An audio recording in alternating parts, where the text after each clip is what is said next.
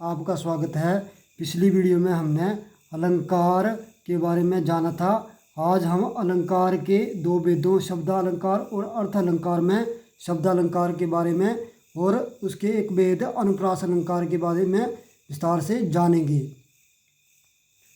तो शब्दालंकार किसे कहते हैं, पहले भी हमने बताया था मैंने आपको कि शब्दालंकार यहाँ पर शब्दों के कारण काव्य का सौंदर्य बढ़ता है, वहाँ पर शब्दालंकार होता है। आज हम इसकी परिभाषा थोड़ी विस्तार से पढ़ेंगे, तो देखेंगे आप सभी वीडियो में।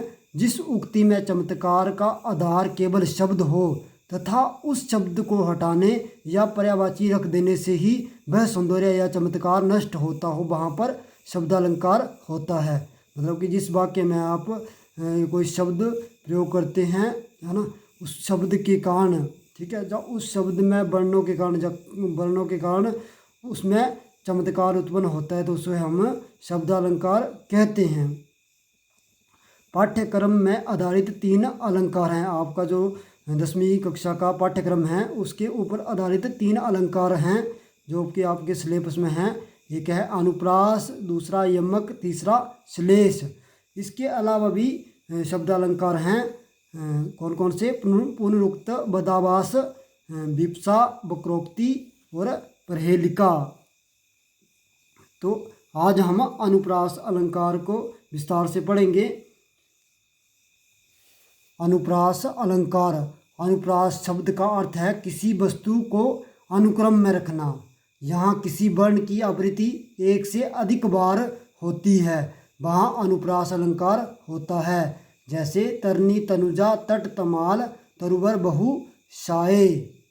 तो अनुप्रास शब्द क्या होता है? यहाँ किसी वस्तु को अनुक्रम में रखा जाता है, एक क्रम में रखा जाता है और किसी वर्ण की आवृत्ति एक से अधिक बार हो, है ना। जैसे कि मैंने एग्जाम्पल में भी बताया, तरणी, तनुजा, तट, तमाल, तरुवर, बहु, शाये। यहाँ पे क्या हुआ है? यहाँ त वर्ण की आवृत्ति बार बार हुई है, इसलिए यहाँ अनुप्रास अलंकार है। अनुप्रास अलंकार के 2 मुख्य भेद होते हैं। कौन कौन से? वर्णानुप्रास और लाटा अनुप्रास। एक वर्णानुप्रास और लाटा अनुप्रास। वर्णानुप्रास क्या होता है? वर्णानुप्रास में वर्णों की दोहराई होती है। जैसे चारु चंद्र की चंचल किरणें खेल रही हैं जल में थल में।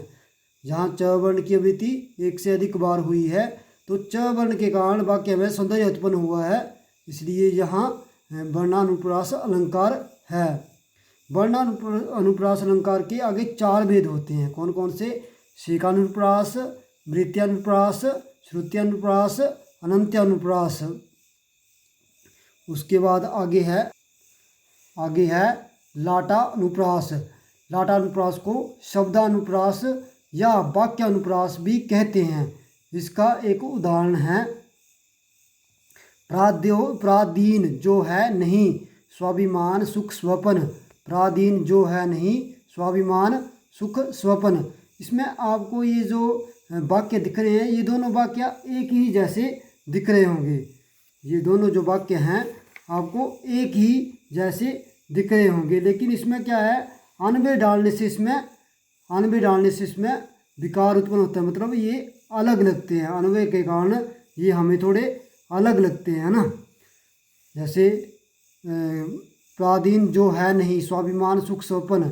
बोलता है कि प्रादीन जो है नहीं, जो प्रादीन नहीं है, वो स्वाभिमान से अपनी ज़िंदगी बिताता है और सुख के सपनों को लेता है ना।